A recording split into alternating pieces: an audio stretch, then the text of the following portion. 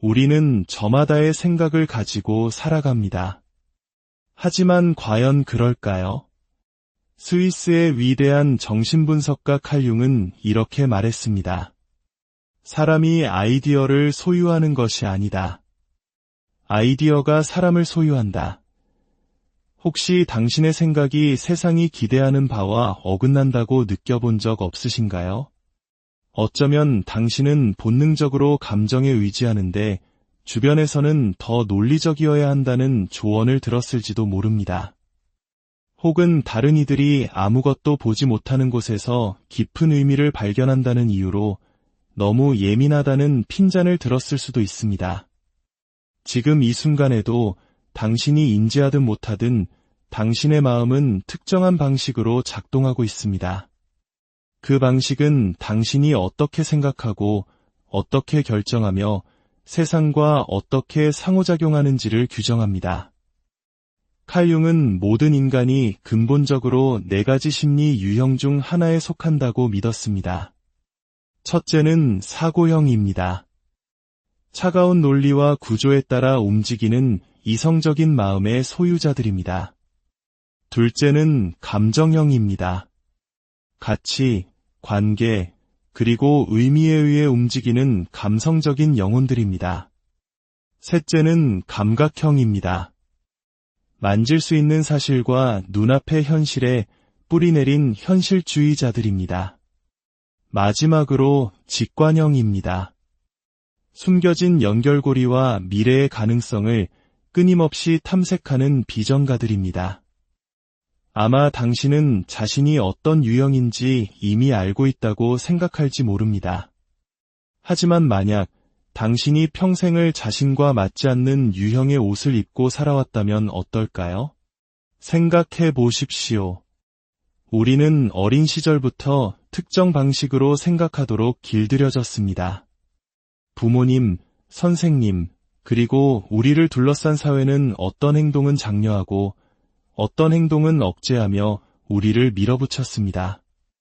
만약 당신이 매우 논리적인 아이였다면 감정과 좀 더 친해져야 한다는 말을 들었을 겁니다. 감수성이 풍부했다면 그만 좀 예민하게 굴라는 말을 들었을지도 모릅니다. 상상 속에서 살기를 좋아했다면 몽상가라는 꼬리표가 붙었고 세부적인 것에 집중했다면 융통성 없다는 평가를 받았을 수 있습니다. 우리는 태어나는 순간부터 사회가 만들어 놓은 어떤 기대치에 맞춰 빚어지고 다듬어지고 길들여졌습니다. 하지만 여기에 문제가 있습니다. 만약 그 기대가 애초부터 진정한 당신의 것이 아니었다면 어떻게 될까요? 융은 대부분의 사람들이 자신이 세상을 바라보는 렌즈에 대해 결코 의문을 품지 않는다고 믿었습니다. 그들은 자신의 관점이 유일한 관점이라고 가정합니다. 하지만 자신의 주된 심리 기능을 이해하는 것은 단순히 자아를 인식하는 것 이상의 의미를 가집니다. 그것은 바로 힘에 관한 이야기입니다. 당신의 마음이 작동하는 방식을 이해하는 바로 그 순간 당신은 마침내 자신의 삶의 통제권을 줄 수 있게 되기 때문입니다. 하지만 아무도 말해주지 않는 비밀이 있습니다. 당신의 주된 성격 기능만이 중요한 전부는 아니라는 사실입니다. 수면 아래 당신의 깊은 무의식 속에는 훨씬 더 중요한 무언가가 숨어 있습니다. 어쩌면 그것은 당신이 왜 항상 무언가 빠진 듯한 공허함을 느꼈는지 설명해 줄 수 있는 열쇠일지도 모릅니다. 당신이 어떻게 생각하는지 아는 것도 중요하지만 당신이 평생 무엇을 외면해 왔는지 이해하는 것, 바로 거기서부터 진정한 변화는 시작됩니다. 자, 이제 시작해 봅시다. 당신은 어떤 유형입니까? 당신이 깨닫든 깨닫지 못하든 그 유형은 이미 당신의 모든 것을 결정해 왔습니다. 이 4가지 핵심 성격 기능을 더 깊이 파고들기 전에 우리가 세상과 상호작용하는 방식을 정의하는 더욱 근본적인 것이 있습니다. 융은 우리의 정신적 에너지가 향하는 방향을 결정하는 2가지 주요한 태도를 발견했습니다. 바로 내향성과 외향성입니다. 내향성은 내면 세계, 자기 성찰, 그리고 깊은 사색에 집중하는 경향입니다. 반면 외향성은 바깥 세계, 사회적 상호작용, 그리고 외부의 자극을 향하는 경향을 말합니다. 대부분의 사람들은 내향적인 사람을 수줍고 내성적인 사람으로, 외향적인 사람을 시끄럽고 사교적인 사람으로 오해합니다. 하지만 이것은 잘못된 생각입니다. 내향적인 사람도 매우 자신감이 넘칠 수 있습니다. 다만 그들은 혼자만의 시간을 통해 자신의 생각을 내면에서 처리하며 에너지를 재충전합니다. 외향적인 사람도 고독을 즐길 수 있지만 그들은 외부와의 상호작용과 참여를 통해 에너지를 얻습니다. 융은 이 둘 중 어느 하나가 더 낫거나 못하다고 보지 않았습니다.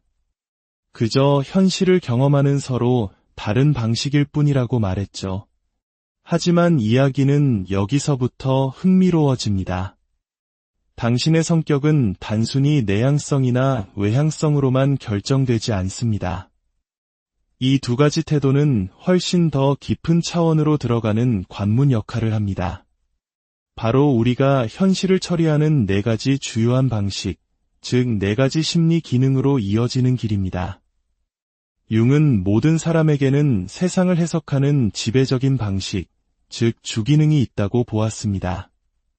그리고 이를 네 가지 뚜렷한 기능으로 나누었습니다. 논리와 분석의 기능인 사고, 사고형은 구조, 문제 해결, 그리고 객관적인 진실을 우선시합니다. 가치와 감정의 기능인 감정, 감정형은 관계, 조화, 그리고 도덕적으로 옳다고 느껴지는 것에 집중합니다. 만질 수 있는 현실의 기능인 감각, 감각형은 오감에 의존하며 구체적인 사실과 즉각적인 경험을 신뢰합니다. 추상적인 의미의 기능인 직관, 직관형은 현재 너머를 바라보며 숨겨진 패턴과 가능성을 탐색합니다. 우리 각자에게는 세상을 바라보는데 영향을 미치는 주기능이 있습니다. 하지만 여기서 질문을 던져봐야 합니다. 당신은 당신의 진짜 주기능이 무엇인지 알고 있습니까? 아니면 사회의 압력 속에서 그것을 억누르며 살아오지는 않았습니까? 만약 당신이 당신의 진정한 기능과 어긋나는 삶을 살아왔다면 당신의 인생은 필요 이상으로 고단하게 느껴질 수 있습니다. 결정은 항상 억지스럽고 인간관계는 부자연스럽게 느껴질 겁니다. 하지만 당신의 주기능을 발견하는 순간 모든 것이 이해되기 시작합니다. 왜 당신이 그런 방식으로 생각하는지, 왜 어떤 일은 당신의 기운을 빼앗고 또 어떤 일은 당신을 살아있게 만드는지 깨닫게 되는 것입니다. 칼 융은 이렇게 말했습니다. 무의식을 의식화하기 전까지 무의식은 당신의 삶을 지배하고 당신은 그것을 운명이라 부를 것이다. 융은 대부분의 사람들이 사회가 그들에게 그들이 아닌 다른 무언가가 되기를 강요하기 때문에 자신의 주기능을 온전히 이해하지 못한다고 믿었습니다. 특히 우리 한국 사회 특유의 집단주의 문화나 눈치 문화 속에서는 타고난 개인의 특성보다 조직의 조화나 관계의 원만함이 우선시될 때가 많습니다. 이러한 환경은 우리도 모르는 사이에 자신의 진짜 모습을 감추고 사회가 원하는 가면을 쓰도록 만들었을지 모릅니다. 하지만 내가 세상을 어떻게 처리하는지 인식하는 것은 당신의 결정, 관계, 그리고 개인적인 성장에 더 큰 명확성을 가져다 줄 수 있습니다. 융의 성격 이론은 단순히 네 가지 기본 기능에서 멈추지 않습니다. 사고, 감정, 감각, 직관이라는 이 네 가지 기능 각각은 두 가지 뚜렷한 방식으로 나타날 수 있습니다. 바로 외부 세계에 초점을 맞추는 외향적 방식과 개인적인 성찰에 초점을 맞추는 내향적 방식입니다. 이로써 총 8가지의 뚜렷한 성격 유형이 만들어지며 각 유형은 현실을 처리하는 고유한 방식을 가집니다. 이를 이해하는 것은 단순히 자신을 분류하는 것을 넘어 우리가 어떻게 이러한 무의식적인 패턴에 의해 형성되어 왔는지를 깨닫는 과정입니다. 예를 들어 어떤 사람들은 주로 외향적 사고를 통해 세상을 살아갑니다. 그들은 구조, 효율성, 그리고 측정 가능한 결과를 추구합니다. 그들의 마음은 마치 흠없는 시스템을 설계하는 엔지니어처럼 작동하며 모든 것이 논리와 질서에 따라 기능하도록 합니다. 이들에게 감정은 인간 경험의 필수적인 부분이라기보다는 효율성을 방해하는 요소로 여겨질 수 있습니다. 반면 내향적 사고를 통해 기능하는 사람들은 논리를 내면화하고 깊이 분석합니다. 그들은 단순히 규칙을 적용하는 것이 아니라 가장 순수한 진실만이 남을 때까지 모든 가정을 해체하고 질문을 던집니다.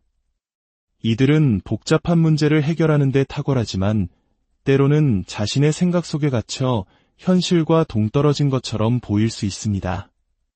그런가 하면 외향적 감정을 이끄는 사람들이 있습니다. 이들의 가장 큰 관심사는 조화, 연결, 그리고 감정적 균형입니다. 그들은 다른 사람이 알아채기도 전에 분위기의 변화를 본능적으로 감지합니다. 하지만 이러한 깊은 공감 능력에는 대가가 따릅니다. 평화를 유지하려는 노력 속에서 자신의 필요를 소홀히 한 채 다른 사람의 감정에 자신을 잃어버릴 수 있습니다. 이와 대조적으로 내향적 감정 유형은 외부의 인정을 구하지 않습니다.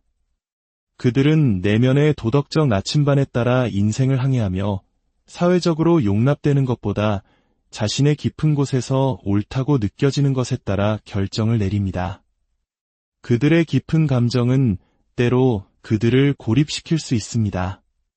주변 사람들과 가치관이 너무 다를 경우 세상이 자신을 이해하지 못한다고 느끼며 표현의 어려움을 겪을 수 있기 때문입니다.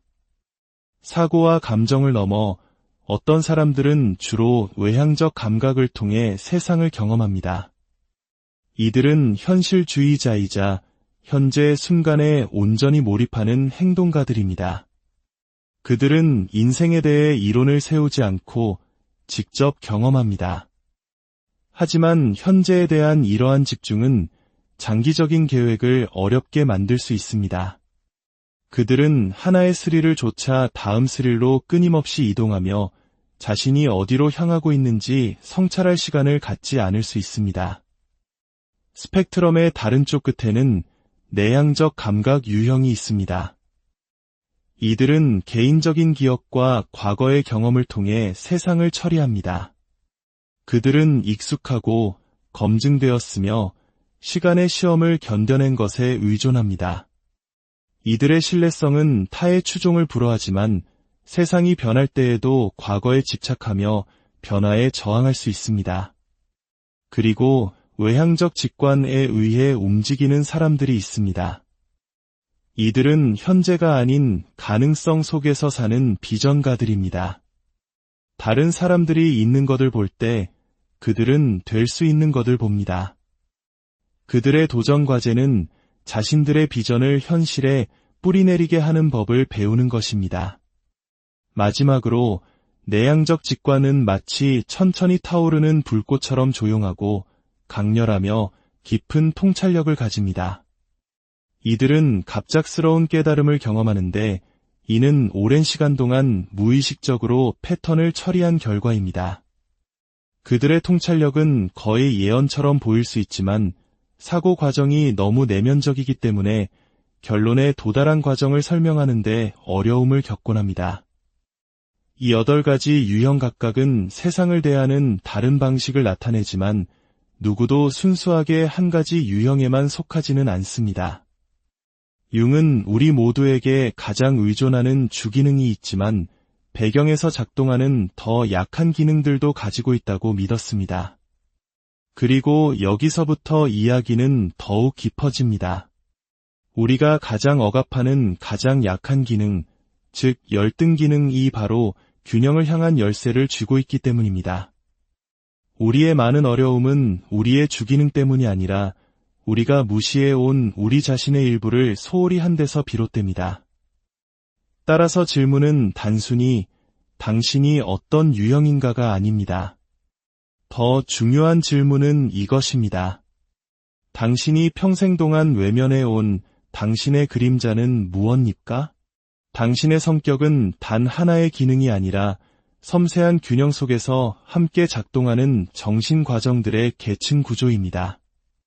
주기능이 당신의 마음의 주인공이라면 부기능은 균형과 깊이를 제공하는 조연 캐릭터와 같습니다. 예를 들어 주기능이 사고인 사람은 감정을 부기능으로 가질 수 있으며 이는 논리만으로는 충분하지 않을 때 감정과의 연결을 유지하도록 돕습니다.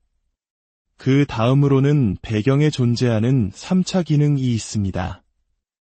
이 기능은 완전히 발달하지는 않았지만 우리가 성숙해감에 따라 가끔씩 모습을 드러냅니다. 그리고 마침내 무의식의 가장 깊은 곳에는 열등 기능이 숨어 있습니다. 이것은 당신이 가장 이해하지 못하는 당신 자신의 측면이지만 동시에 가장 큰 성장의 잠재력을 지닌 부분이기도 합니다. 열등 기능은 그림자와 같습니다. 통제에 저항하고 예측 불가능하게 작동하며 종종 스트레스가 심한 상황에서 미숙하고 파괴적인 방식으로 모습을 드러냅니다. 예를 들어 평생을 논리에 의존해온 사고형은 극심한 스트레스 하에서 갑자기 통제 불가능한 감정의 폭발을 경험할 수 있습니다. 이것이 바로 억압되었던 열등 기능인 감정이 표출되는 방식입니다. 융은 진정한 성장은 우리의 강점을 강화하는 데서 오는 것이 아니라 우리의 가장 약한 부분, 즉 우리의 그림자를 마주하고 통합하는 데서 온다고 믿었습니다. 우리의 열등 기능을 이해하고 의식적으로 다루기 시작할 때 우리는 비로소 온전해질 수 있습니다. 현대에 이르러 융의 이론은 대중적인 성격 검사인 MBTI의 기반이 되었습니다. 한국에서는 특히 MBTI가 자신과 타인을 이해하는 중요한 도구로 자리 잡았죠. 하지만 이 과정에서 몇 가지 중요한 오해가 생겨났습니다. 가장 큰 오해는 융의 유형론을 사람을 가두는 꼬리표로 생각하는 것입니다. 융은 성격 유형을 고정된 분류체계가 아닌 심리적 경향성으로 보았습니다. 그는 성격이 개성화라고 부르는 평생에 걸친 발달 과정이라고 믿었습니다. 개성화란 시간이 지남에 따라 우리 자신의 다양한 측면들을 점진적으로 통합해 나가는 여정입니다. 또한 많은 사람들이 MBTI의 4글자 코드가 성격을 고정시킨다고 생각하지만 융의 원래 의도는 그것이 아니었습니다. 우리는 한 가지 유형이 아니라 4가지 기능을 모두 가지고 있으며 단지 선호하는 순서가 다를 뿐입니다. 진정으로 당신은 누구입니까? 사회적 기대에 의해 만들어진 당신이 아니라 당신이 맡은 역할이 아니라 그 모든 것 아래에 존재하는 진짜 당신 말입니다. 융은 대부분의 사람들이 자신의 정신의 한 부분과만 동일시하고 자신이 되어야 한다는 생각에 맞지 않는 모든 것을 거부하며 살기 때문에 진정으로 자기 자신이 되지 못한다고 믿었습니다. 개성화는 바로 그것을 되돌리는 과정입니다. 당신 자신을 온전하게 만들기 위해 당신의 모든 측면을 통합하는 과정입니다. 개성화는 자기 개선이 아니라 자기 실현에 가깝습니다. 그것은 당신이 무시해온 당신 자신의 부분들, 억압된 감정, 잊혀진 창의성, 혹은 위험하다고 배워온 야망과 마주할 것을 요구합니다. 니체 또한 너 자신이 되어라라고 말하며 비슷한 개념을 이야기했습니다. 성장은 이상에 순응하는 것이 아니라 당신 내면의 모순, 강점과 취약성, 논리와 감정, 규율과 즉흥성을 모두 껴안는 것이라는 뜻입니다. 대부분의 사람들은 자신이 결코 받아들이는 법을 배우지 못한 자신의 일부와 단절된 채 파편화된 삶을 살아갑니다. 하지만 개성화를 완수한 사람들은 보기 드문 경지에 도달합니다. 바로 내면의 명료함입니다. 그들의 생각과 감정, 그리고 행동이 일치하는 상태. 그들이 완벽해서가 아니라 그들이 진짜이기 때문입니다. 융이 말했듯이 일생의 특권은 진정한 자기 자신이 되는 것이다. 많은 사람들이 그 지점에 도달하지 못합니다. 그들은 기대에 따라 살고 본능을 억압하며 자신의 삶을 형성하는 더 깊은 힘을 무시합니다. 하지만 개성화는 철학자나 심리학자에게만 국한된 것이 아닙니다. 내면을 들여다볼 의지가 있는 사람이라면 누구에게나 열려있는 길입니다. 만약 이 이야기가 당신이 생각하는 방식, 느끼는 방식, 그리고 세상을 처리하는 방식에 대해 질문을 던지게 했다면 그것은 당신이 이미 그 여정을 시작했다는 신호입니다. 자기 자신을 이해하는 것은 계속되는 과정입니다. 우리는 당신은 누구인가라는 간단한 질문으로 이 여정을 시작했습니다. 하지만 우리가 보았듯이 그 답은 결코 간단하지 않습니다. 당신의 성격은 단 하나의 기능, 하나의 사고방식, 하나의 경직된 범주가 아닙니다. 그것은 강점과 약점, 그리고 발견되기를 기다리는 숨겨진 측면들의 복잡한 상호작용입니다. 성장은 논리나 감정, 직관이나 구조 사이에서 하나를 선택하는 것이 아닙니다. 그것은 당신 자신의 모든 부분, 알려진 것과 알려지지 않은 것, 의식과 무의식을 통합하는 법을 배우는 것입니다. 개성화는 새로운 누군가가 되는 것이 아니라 마침내 가면 아래에 항상 존재해왔던 당신 자신을 받아들이는 것입니다. 마지막 질문을 하나 남기겠습니다. 당신은 이제 당신 성격에 우리는 저마다의 생각을 가지고 살아갑니다. 하지만 과연 그럴까요? 스위스의 위대한 정신분석가 칼 융은 이렇게 말했습니다. 사람이 아이디어를 소유하는 것이 아니다. 아이디어가 사람을 소유한다. 혹시 당신의 생각이 세상이 기대하는 바와 어긋난다고 느껴본 적 없으신가요? 어쩌면 당신은 본능적으로 감정에 의지하는데 주변에서는 더 논리적이어야 한다는 조언을 들었을지도 모릅니다. 혹은 다른 이들이 아무것도 보지 못하는 곳에서 깊은 의미를 발견한다는 이유로 너무 예민하다는 핀잔을 들었을 수도 있습니다. 지금 이 순간에도 당신이 인지하든 못하든 당신의 마음은 특정한 방식으로 작동하고 있습니다. 그 방식은 당신이 어떻게 생각하고 어떻게 결정하며 세상과 어떻게 상호작용하는지를 규정합니다. 칼 융은 모든 인간이 근본적으로 4가지 심리 유형 중 하나에 속한다고 믿었습니다. 첫째는 사고형입니다. 차가운 논리와 구조에 따라 움직이는 이성적인 마음의 소유자들입니다. 둘째는 감정형입니다. 가치, 관계, 그리고 의미에 의해 움직이는 감성적인 영혼들입니다. 셋째는 감각형입니다. 만질 수 있는 사실과 눈앞의 현실에 뿌리내린 현실주의자들입니다. 마지막으로 직관형입니다. 숨겨진 연결고리와 미래의 가능성을 끊임없이 탐색하는 비전가들입니다. 아마 당신은 자신이 어떤 유형인지 이미 알고 있다고 생각할지 모릅니다.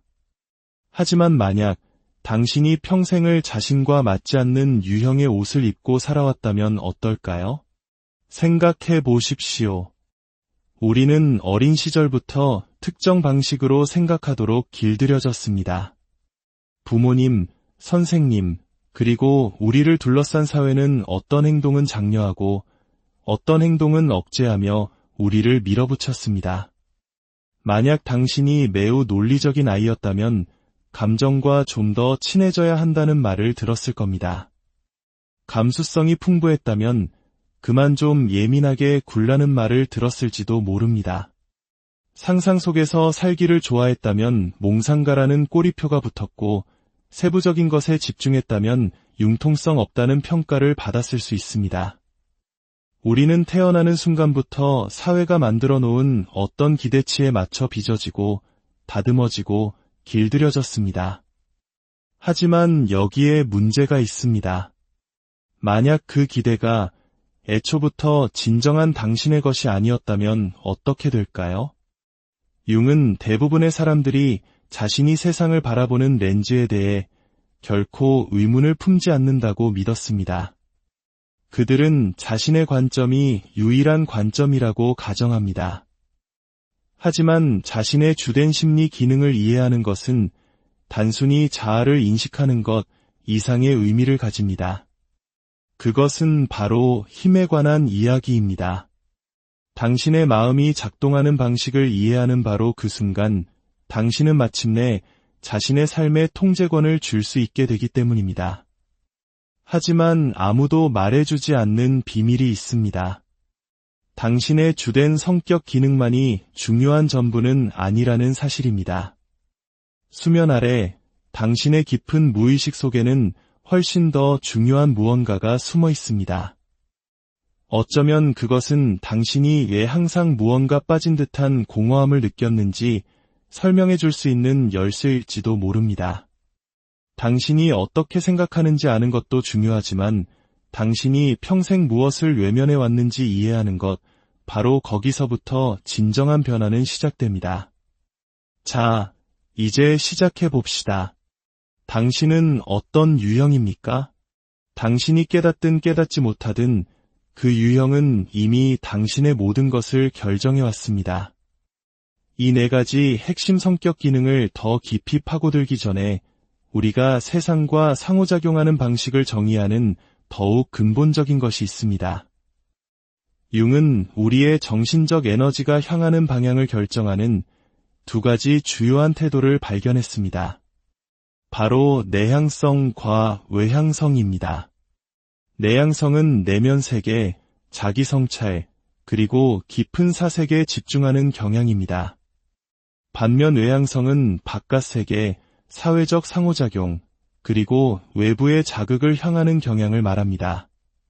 대부분의 사람들은 내향적인 사람을 수줍고 내성적인 사람으로, 외향적인 사람을 시끄럽고 사교적인 사람으로 오해합니다. 하지만 이것은 잘못된 생각입니다. 내향적인 사람도 매우 자신감이 넘칠 수 있습니다. 다만 그들은 혼자만의 시간을 통해 자신의 생각을 내면에서 처리하며 에너지를 재충전합니다. 외향적인 사람도 고독을 즐길 수 있지만 그들은 외부와의 상호작용과 참여를 통해 에너지를 얻습니다.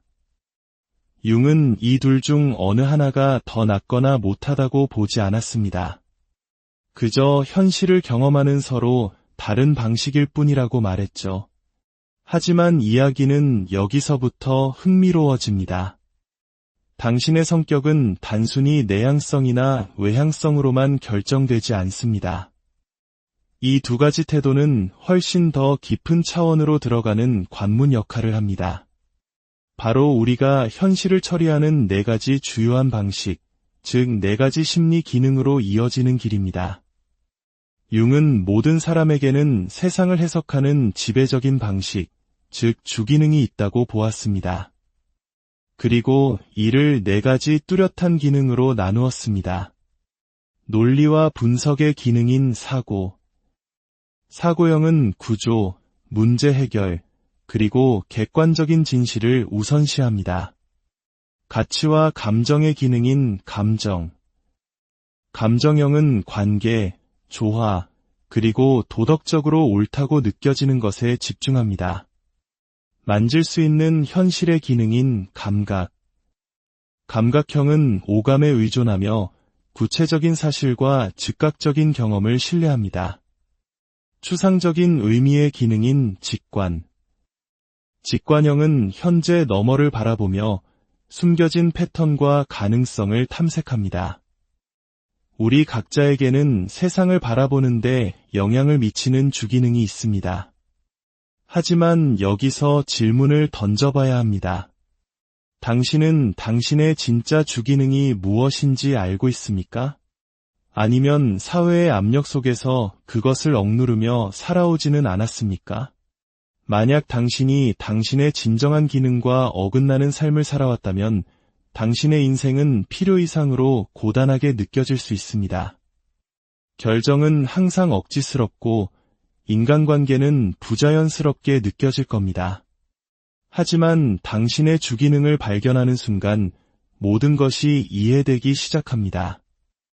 왜 당신이 그런 방식으로 생각하는지, 왜 어떤 일은 당신의 기운을 빼앗고 또 어떤 일은 당신을 살아있게 만드는지 깨닫게 되는 것입니다.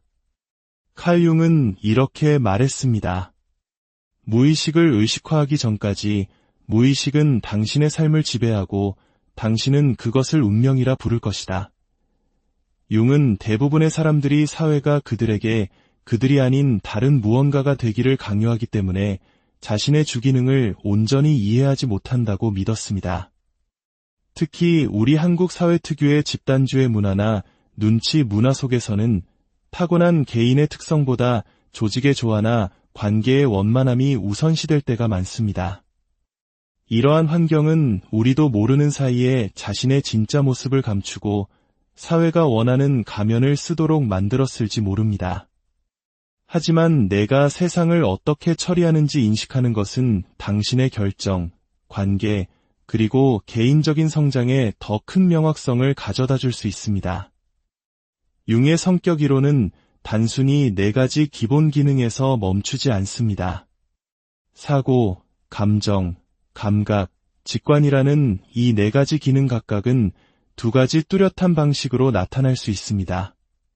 바로 외부 세계에 초점을 맞추는 외향적 방식과 개인적인 성찰에 초점을 맞추는 내향적 방식입니다. 이로써 총 8가지의 뚜렷한 성격 유형이 만들어지며 각 유형은 현실을 처리하는 고유한 방식을 가집니다. 이를 이해하는 것은 단순히 자신을 분류하는 것을 넘어 우리가 어떻게 이러한 무의식적인 패턴에 의해 형성되어 왔는지를 깨닫는 과정입니다. 예를 들어 어떤 사람들은 주로 외향적 사고를 통해 세상을 살아갑니다. 그들은 구조, 효율성, 그리고 측정 가능한 결과를 추구합니다.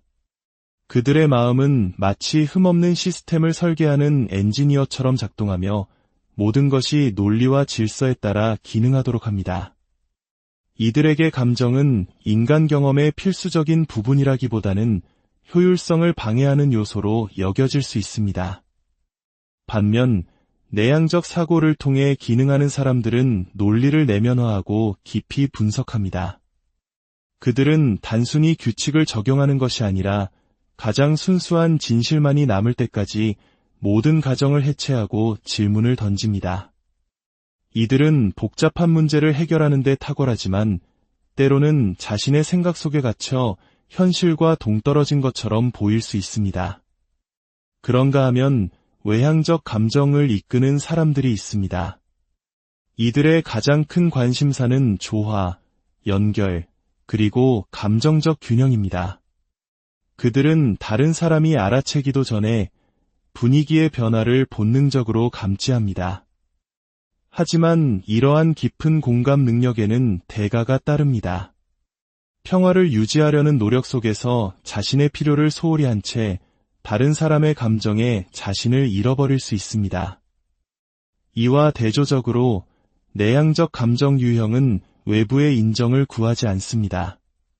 그들은 내면의 도덕적 나침반에 따라 인생을 항해하며 사회적으로 용납되는 것보다 자신의 깊은 곳에서 옳다고 느껴지는 것에 따라 결정을 내립니다. 그들의 깊은 감정은 때로 그들을 고립시킬 수 있습니다. 주변 사람들과 가치관이 너무 다를 경우 세상이 자신을 이해하지 못한다고 느끼며 표현의 어려움을 겪을 수 있기 때문입니다. 사고와 감정을 넘어 어떤 사람들은 주로 외향적 감각을 통해 세상을 경험합니다. 이들은 현실주의자이자 현재 순간에 온전히 몰입하는 행동가들입니다. 그들은 인생에 대해 이론을 세우지 않고 직접 경험합니다.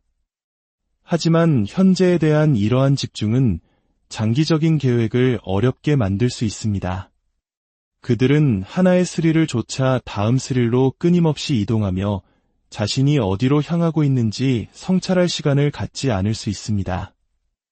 스펙트럼의 다른 쪽 끝에는 내향적 감각 유형이 있습니다.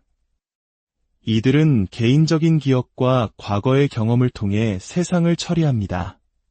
그들은 익숙하고 검증되었으며 시간의 시험을 견뎌낸 것에 의존합니다. 이들의 신뢰성은 타의 추종을 불허하지만 세상이 변할 때에도 과거에 집착하며 변화에 저항할 수 있습니다. 그리고 외향적 직관에 의해 움직이는 사람들이 있습니다. 이들은 현재가 아닌 가능성 속에서 사는 비전가들입니다. 다른 사람들이 있는 것을 볼 때 그들은 될 수 있는 것을 봅니다. 그들의 도전 과제는 자신들의 비전을 현실에 뿌리내리게 하는 법을 배우는 것입니다. 마지막으로 내향적 직관은 마치 천천히 타오르는 불꽃처럼 조용하고 강렬하며 깊은 통찰력을 가집니다. 이들은 갑작스러운 깨달음을 경험하는데 이는 오랜 시간 동안 무의식적으로 패턴을 처리한 결과입니다. 그들의 통찰력은 거의 예언처럼 보일 수 있지만 사고 과정이 너무 내면적이기 때문에 결론에 도달한 과정을 설명하는 데 어려움을 겪곤 합니다. 이 8가지 유형 각각은 세상을 대하는 다른 방식을 나타내지만 누구도 순수하게 한 가지 유형에만 속하지는 않습니다. 융은 우리 모두에게 가장 의존하는 주기능이 있지만 배경에서 작동하는 더 약한 기능들도 가지고 있다고 믿었습니다. 그리고 여기서부터 이야기는 더욱 깊어집니다. 우리가 가장 억압하는 가장 약한 기능, 즉 열등 기능이 바로 균형을 향한 열쇠를 쥐고 있기 때문입니다. 우리의 많은 어려움은 우리의 주기능 때문이 아니라 우리가 무시해온 우리 자신의 일부를 소홀히 한 데서 비롯됩니다. 따라서 질문은 단순히 당신이 어떤 유형인가가 아닙니다. 더 중요한 질문은 이것입니다. 당신이 평생 동안 외면해온 당신의 그림자는 무엇입니까? 당신의 성격은 단 하나의 기능이 아니라 섬세한 균형 속에서 함께 작동하는 정신 과정들의 계층 구조입니다. 주기능이 당신의 마음의 주인공이라면 부기능은 균형과 깊이를 제공하는 조연 캐릭터와 같습니다. 예를 들어 주기능이 사고인 사람은 감정을 부기능으로 가질 수 있으며 이는 논리만으로는 충분하지 않을 때 감정과의 연결을 유지하도록 돕습니다. 그 다음으로는 배경에 존재하는 3차 기능이 있습니다.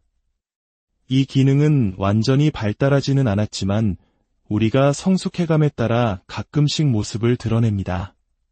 그리고 마침내 무의식의 가장 깊은 곳에는 열등 기능이 숨어 있습니다. 이것은 당신이 가장 이해하지 못하는 당신 자신의 측면이지만 동시에 가장 큰 성장의 잠재력을 지닌 부분이기도 합니다. 열등 기능은 그림자와 같습니다. 통제에 저항하고 예측 불가능하게 작동하며 종종 스트레스가 심한 상황에서 미숙하고 파괴적인 방식으로 모습을 드러냅니다. 예를 들어 평생을 논리에 의존해온 사고형은 극심한 스트레스 하에서 갑자기 통제 불가능한 감정의 폭발을 경험할 수 있습니다. 이것이 바로 억압되었던 열등 기능인 감정이 표출되는 방식입니다. 융은 진정한 성장은 우리의 강점을 강화하는 데서 오는 것이 아니라 우리의 가장 약한 부분, 즉 우리의 그림자를 마주하고 통합하는 데서 온다고 믿었습니다. 우리의 열등 기능을 이해하고 의식적으로 다루기 시작할 때 우리는 비로소 온전해질 수 있습니다. 현대에 이르러 융의 이론은 대중적인 성격 검사인 MBTI의 기반이 되었습니다. 한국에서는 특히 MBTI가 자신과 타인을 이해하는 중요한 도구로 자리 잡았죠. 하지만 이 과정에서 몇 가지 중요한 오해가 생겨났습니다. 가장 큰 오해는 융의 유형론을 사람을 가두는 꼬리표로 생각하는 것입니다. 융은 성격 유형을 고정된 분류체계가 아닌 심리적 경향성으로 보았습니다. 그는 성격이 개성화라고 부르는 평생에 걸친 발달 과정이라고 믿었습니다. 개성화란 시간이 지남에 따라 우리 자신의 다양한 측면들을 점진적으로 통합해 나가는 여정입니다. 또한 많은 사람들이 MBTI의 4글자 코드가 성격을 고정시킨다고 생각하지만 융의 원래 의도는 그것이 아니었습니다. 우리는 한 가지 유형이 아니라 4가지 기능을 모두 가지고 있으며 단지 선호하는 순서가 다를 뿐입니다. 진정으로 당신은 누구입니까? 사회적 기대에 의해 만들어진 당신이 아니라 당신이 맡은 역할이 아니라 그 모든 것 아래에 존재하는 진짜 당신 말입니다. 융은 대부분의 사람들이 자신의 정신의 한 부분과만 동일시하고 자신이 되어야 한다는 생각에 맞지 않는 모든 것을 거부하며 살기 때문에 진정으로 자기 자신이 되지 못한다고 믿었습니다. 개성화는 바로 그것을 되돌리는 과정입니다. 당신 자신을 온전하게 만들기 위해 당신의 모든 측면을 통합하는 과정입니다. 개성화는 자기 개선이 아니라 자기 실현에 가깝습니다. 그것은 당신이 무시해온 당신 자신의 부분들, 억압된 감정, 잊혀진 창의성, 혹은 위험하다고 배워온 야망과 마주할 것을 요구합니다. 니체 또한 너 자신이 되어라라고 말하며 비슷한 개념을 이야기했습니다. 성장은 이상에 순응하는 것이 아니라 당신 내면의 모순, 강점과 취약성, 논리와 감정, 규율과 즉흥성을 모두 껴안는 것이라는 뜻입니다. 대부분의 사람들은 자신이 결코 받아들이는 법을 배우지 못한 자신의 일부와 단절된 채 파편화된 삶을 살아갑니다. 하지만 개성화를 완수한 사람들은 보기 드문 경지에 도달합니다. 바로 내면의 명료함입니다. 그들의 생각과 감정, 그리고 행동이 일치하는 상태, 그들이 완벽해서가 아니라 그들이 진짜이기 때문입니다. 융이 말했듯이 일생의 특권은 진정한 자기 자신이 되는 것이다. 많은 사람들이 그 지점에 도달하지 못합니다. 그들은 기대에 따라 살고 본능을 억압하며 자신의 삶을 형성하는 더 깊은 힘을 무시합니다. 하지만 개성화는 철학자나 심리학자에게만 국한된 것이 아닙니다. 내면을 들여다볼 의지가 있는 사람이라면 누구에게나 열려있는 길입니다. 만약 이 이야기가 당신이 생각하는 방식, 느끼는 방식, 그리고 세상을 처리하는 방식에 대해 질문을 던지게 했다면 그것은 당신이 이미 그 여정을 시작했다는 신호입니다. 자기 자신을 이해하는 것은 계속되는 과정입니다. 우리는 당신은 누구인가라는 간단한 질문으로 이 여정을 시작했습니다. 하지만 우리가 보았듯이 그 답은 결코 간단하지 않습니다. 당신의 성격은 단 하나의 기능, 하나의 사고방식, 하나의 경직된 범주가 아닙니다. 그것은 강점과 약점, 그리고 발견되기를 기다리는 숨겨진 측면들의 복잡한 상호작용입니다. 성장은 논리나 감정, 직관이나 구조 사이에서 하나를 선택하는 것이 아닙니다. 그것은 당신 자신의 모든 부분, 알려진 것과 알려지지 않은 것, 의식과 무의식을 통합하는 법을 배우는 것입니다. 개성화는 새로운 누군가가 되는 것이 아니라 마침내 가면 아래에 항상 존재해왔던 당신 자신을 받아들이는 것입니다. 마지막 질문을 하나 남기겠습니다. 당신은 이제 당신 성격에 우리는 저마다의 생각을 가지고 살아갑니다. 하지만 과연 그럴까요? 스위스의 위대한 정신분석가 칼 융은 이렇게 말했습니다. 사람이 아이디어를 소유하는 것이 아니다. 아이디어가 사람을 소유한다. 혹시 당신의 생각이 세상이 기대하는 바와 어긋난다고 느껴본 적 없으신가요? 어쩌면 당신은 본능적으로 감정에 의지하는데 주변에서는 더 논리적이어야 한다는 조언을 들었을지도 모릅니다. 혹은 다른 이들이 아무것도 보지 못하는 곳에서 깊은 의미를 발견한다는 이유로 너무 예민하다는 핀잔을 들었을 수도 있습니다. 지금 이 순간에도 당신이 인지하든 못하든 당신의 마음은 특정한 방식으로 작동하고 있습니다. 그 방식은 당신이 어떻게 생각하고 어떻게 결정하며 세상과 어떻게 상호작용하는지를 규정합니다. 칼 융은 모든 인간이 근본적으로 4가지 심리 유형 중 하나에 속한다고 믿었습니다. 첫째는 사고형입니다. 차가운 논리와 구조에 따라 움직이는 이성적인 마음의 소유자들입니다. 둘째는 감정형입니다. 가치, 관계, 그리고 의미에 의해 움직이는 감성적인 영혼들입니다. 셋째는 감각형입니다. 만질 수 있는 사실과 눈앞의 현실에 뿌리내린 현실주의자들입니다. 마지막으로 직관형입니다. 숨겨진 연결고리와 미래의 가능성을 끊임없이 탐색하는 비전가들입니다. 아마 당신은 자신이 어떤 유형인지 이미 알고 있다고 생각할지 모릅니다. 하지만 만약 당신이 평생을 자신과 맞지 않는 유형의 옷을 입고 살아왔다면 어떨까요? 생각해 보십시오. 우리는 어린 시절부터 특정 방식으로 생각하도록 길들여졌습니다.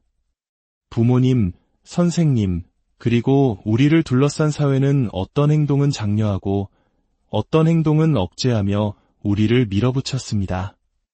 만약 당신이 매우 논리적인 아이였다면 감정과 좀 더 친해져야 한다는 말을 들었을 겁니다. 감수성이 풍부했다면 그만 좀 예민하게 굴라는 말을 들었을지도 모릅니다. 상상 속에서 살기를 좋아했다면 몽상가라는 꼬리표가 붙었고 세부적인 것에 집중했다면 융통성 없다는 평가를 받았을 수 있습니다. 우리는 태어나는 순간부터 사회가 만들어 놓은 어떤 기대치에 맞춰 빚어지고 다듬어지고 길들여졌습니다. 하지만 여기에 문제가 있습니다.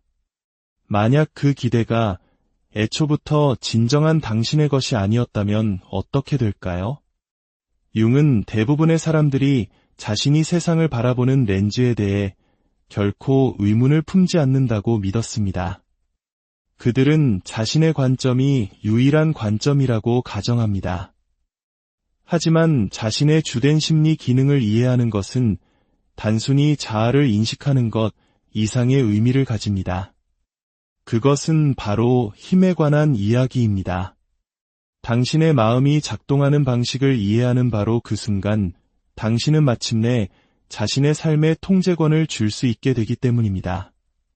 하지만 아무도 말해주지 않는 비밀이 있습니다. 당신의 주된 성격 기능만이 중요한 전부는 아니라는 사실입니다. 수면 아래 당신의 깊은 무의식 속에는 훨씬 더 중요한 무언가가 숨어 있습니다. 어쩌면 그것은 당신이 왜 항상 무언가 빠진 듯한 공허함을 느꼈는지 설명해 줄 수 있는 열쇠일지도 모릅니다. 당신이 어떻게 생각하는지 아는 것도 중요하지만 당신이 평생 무엇을 외면해 왔는지 이해하는 것, 바로 거기서부터 진정한 변화는 시작됩니다. 자, 이제 시작해 봅시다. 당신은 어떤 유형입니까? 당신이 깨닫든 깨닫지 못하든 그 유형은 이미 당신의 모든 것을 결정해 왔습니다. 이 4가지 핵심 성격 기능을 더 깊이 파고들기 전에 우리가 세상과 상호작용하는 방식을 정의하는 더욱 근본적인 것이 있습니다. 융은 우리의 정신적 에너지가 향하는 방향을 결정하는 2가지 주요한 태도를 발견했습니다. 바로 내향성과 외향성입니다. 내향성은 내면 세계, 자기 성찰, 그리고 깊은 사색에 집중하는 경향입니다. 반면 외향성은 바깥 세계, 사회적 상호작용, 그리고 외부의 자극을 향하는 경향을 말합니다. 대부분의 사람들은 내향적인 사람을 수줍고 내성적인 사람으로, 외향적인 사람을 시끄럽고 사교적인 사람으로 오해합니다. 하지만 이것은 잘못된 생각입니다. 내향적인 사람도 매우 자신감이 넘칠 수 있습니다. 다만 그들은 혼자만의 시간을 통해 자신의 생각을 내면에서 처리하며 에너지를 재충전합니다. 외향적인 사람도 고독을 즐길 수 있지만 그들은 외부와의 상호작용과 참여를 통해 에너지를 얻습니다. 융은 이 둘 중 어느 하나가 더 낫거나 못하다고 보지 않았습니다. 그저 현실을 경험하는 서로 다른 방식일 뿐이라고 말했죠. 하지만 이야기는 여기서부터 흥미로워집니다. 당신의 성격은 단순히 내향성이나 외향성으로만 결정되지 않습니다. 이 두 가지 태도는 훨씬 더 깊은 차원으로 들어가는 관문 역할을 합니다. 바로 우리가 현실을 처리하는 네 가지 주요한 방식, 즉 네 가지 심리 기능으로 이어지는 길입니다. 융은 모든 사람에게는 세상을 해석하는 지배적인 방식, 즉 주기능이 있다고 보았습니다. 그리고 이를 네 가지 뚜렷한 기능으로 나누었습니다. 논리와 분석의 기능인 사고, 사고형은 구조, 문제 해결, 그리고 객관적인 진실을 우선시합니다. 가치와 감정의 기능인 감정, 감정형은 관계, 조화, 그리고 도덕적으로 옳다고 느껴지는 것에 집중합니다. 만질 수 있는 현실의 기능인 감각, 감각형은 오감에 의존하며 구체적인 사실과 즉각적인 경험을 신뢰합니다.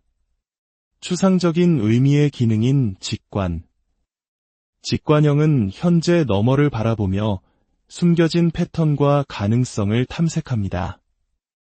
우리 각자에게는 세상을 바라보는데 영향을 미치는 주기능이 있습니다. 하지만 여기서 질문을 던져봐야 합니다. 당신은 당신의 진짜 주기능이 무엇인지 알고 있습니까? 아니면 사회의 압력 속에서 그것을 억누르며 살아오지는 않았습니까? 만약 당신이 당신의 진정한 기능과 어긋나는 삶을 살아왔다면 당신의 인생은 필요 이상으로 고단하게 느껴질 수 있습니다. 결정은 항상 억지스럽고 인간관계는 부자연스럽게 느껴질 겁니다. 하지만 당신의 주기능을 발견하는 순간 모든 것이 이해되기 시작합니다. 왜 당신이 그런 방식으로 생각하는지, 왜 어떤 일은 당신의 기운을 빼앗고 또 어떤 일은 당신을 살아있게 만드는지 깨닫게 되는 것입니다. 칼 융은 이렇게 말했습니다. 무의식을 의식화하기 전까지 무의식은 당신의 삶을 지배하고 당신은 그것을 운명이라 부를 것이다. 융은 대부분의 사람들이 사회가 그들에게 그들이 아닌 다른 무언가가 되기를 강요하기 때문에 자신의 주기능을 온전히 이해하지 못한다고 믿었습니다.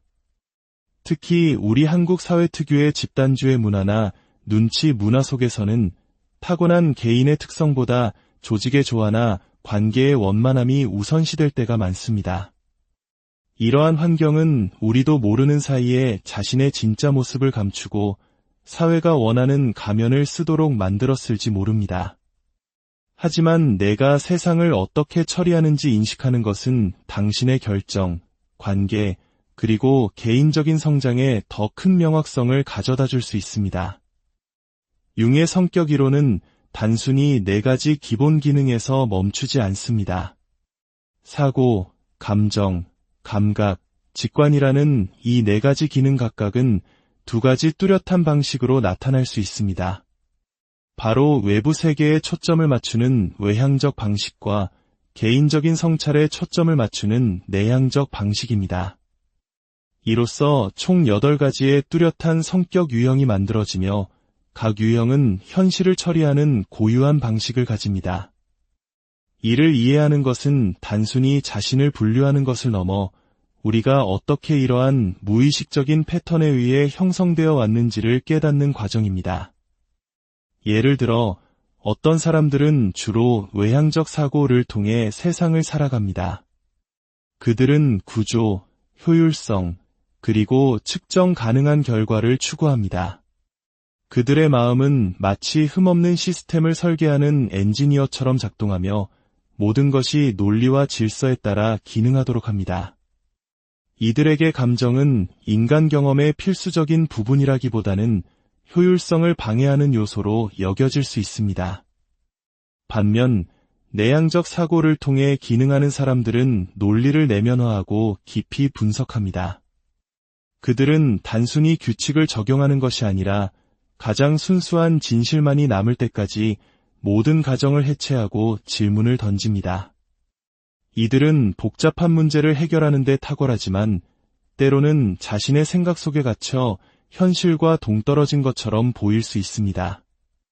그런가 하면 외향적 감정을 이끄는 사람들이 있습니다. 이들의 가장 큰 관심사는 조화, 연결, 그리고 감정적 균형입니다. 그들은 다른 사람이 알아채기도 전에 분위기의 변화를 본능적으로 감지합니다. 하지만 이러한 깊은 공감 능력에는 대가가 따릅니다. 평화를 유지하려는 노력 속에서 자신의 필요를 소홀히 한 채 다른 사람의 감정에 자신을 잃어버릴 수 있습니다. 이와 대조적으로 내향적 감정 유형은 외부의 인정을 구하지 않습니다. 그들은 내면의 도덕적 나침반에 따라 인생을 항해하며 사회적으로 용납되는 것보다 자신의 깊은 곳에서 옳다고 느껴지는 것에 따라 결정을 내립니다. 그들의 깊은 감정은 때로 그들을 고립시킬 수 있습니다. 주변 사람들과 가치관이 너무 다를 경우 세상이 자신을 이해하지 못한다고 느끼며 표현의 어려움을 겪을 수 있기 때문입니다. 사고와 감정을 넘어 어떤 사람들은 주로 외향적 감각을 통해 세상을 경험합니다. 이들은 현실주의자이자 현재 순간에 온전히 몰입하는 행동가들입니다. 그들은 인생에 대해 이론을 세우지 않고 직접 경험합니다. 하지만 현재에 대한 이러한 집중은 장기적인 계획을 어렵게 만들 수 있습니다. 그들은 하나의 스릴을 좇아 다음 스릴로 끊임없이 이동하며 자신이 어디로 향하고 있는지 성찰할 시간을 갖지 않을 수 있습니다. 스펙트럼의 다른 쪽 끝에는 내향적 감각 유형이 있습니다. 이들은 개인적인 기억과 과거의 경험을 통해 세상을 처리합니다. 그들은 익숙하고 검증되었으며 시간의 시험을 견뎌낸 것에 의존합니다. 이들의 신뢰성은 타의 추종을 불허하지만 세상이 변할 때에도 과거에 집착하며 변화에 저항할 수 있습니다.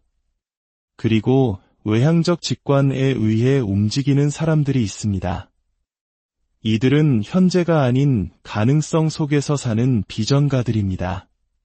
다른 사람들이 있는 것을 볼 때 그들은 될 수 있는 것을 봅니다. 그들의 도전 과제는 자신들의 비전을 현실에 뿌리내리게 하는 법을 배우는 것입니다. 마지막으로 내향적 직관은 마치 천천히 타오르는 불꽃처럼 조용하고 강렬하며 깊은 통찰력을 가집니다. 이들은 갑작스러운 깨달음을 경험하는데 이는 오랜 시간 동안 무의식적으로 패턴을 처리한 결과입니다. 그들의 통찰력은 거의 예언처럼 보일 수 있지만 사고 과정이 너무 내면적이기 때문에 결론에 도달한 과정을 설명하는 데 어려움을 겪곤 합니다. 이 8가지 유형 각각은 세상을 대하는 다른 방식을 나타내지만 누구도 순수하게 한 가지 유형에만 속하지는 않습니다. 융은 우리 모두에게 가장 의존하는 주기능이 있지만 배경에서 작동하는 더 약한 기능들도 가지고 있다고 믿었습니다. 그리고 여기서부터 이야기는 더욱 깊어집니다. 우리가 가장 억압하는 가장 약한 기능, 즉 열등 기능이 바로 균형을 향한 열쇠를 쥐고 있기 때문입니다. 우리의 많은 어려움은 우리의 주기능 때문이 아니라 우리가 무시해온 우리 자신의 일부를 소홀히 한 데서 비롯됩니다. 따라서 질문은 단순히 당신이 어떤 유형인가가 아닙니다. 더 중요한 질문은 이것입니다. 당신이 평생 동안 외면해온 당신의 그림자는 무엇입니까? 당신의 성격은 단 하나의 기능이 아니라 섬세한 균형 속에서 함께 작동하는 정신 과정들의 계층 구조입니다. 주기능이 당신의 마음의 주인공이라면 부기능은 균형과 깊이를 제공하는 조연 캐릭터와 같습니다. 예를 들어 주기능이 사고인 사람은 감정을 부기능으로 가질 수 있으며 이는 논리만으로는 충분하지 않을 때 감정과의 연결을 유지하도록 돕습니다. 그 다음으로는 배경에 존재하는 3차 기능이 있습니다. 이 기능은 완전히 발달하지는 않았지만 우리가 성숙해감에 따라 가끔씩 모습을 드러냅니다. 그리고 마침내 무의식의 가장 깊은 곳에는 열등 기능